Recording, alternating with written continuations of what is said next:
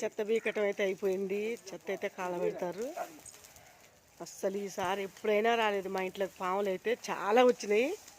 అప్పటి నుంచి కొంచెం చెత్త కాగానే మొత్తం తీసేస్తాను. భయం అవుతుంది అసలు. చిక్కుడుకాయలు అయితే చాలా కాసినాయి. ఒక 5-6 సార్లు అయితే మంచిగా ఫ్రెష్ చిక్కుడుకాయలు అయితే తెంపుకొని తిన్నాం. చిక్కుడు దిగపోతుంటే బాగా అనిపిస్తుంది.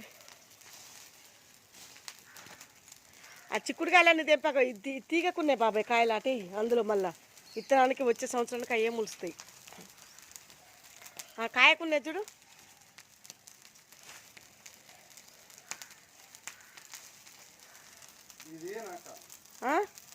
తీసేది తీ అది మొక్కజొన్న చెట్టు మొలిస్తే అట్లా కట్టినాం అప్పుడు.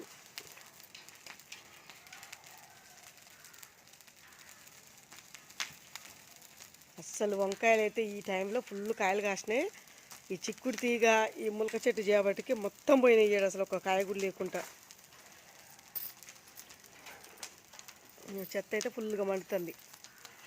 కాయలన్నీ తెంపాటేసి ఉత్త చెత్త ఇందులో.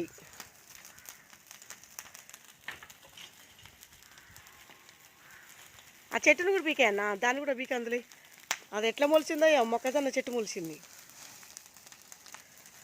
బాయ్ అండి. వీడియో నచ్చితే లైక్ చేయండి. మా ఛానల్ కొత్తగా చూసే వాళ్ళు సబ్స్క్రైబ్ చేయండి.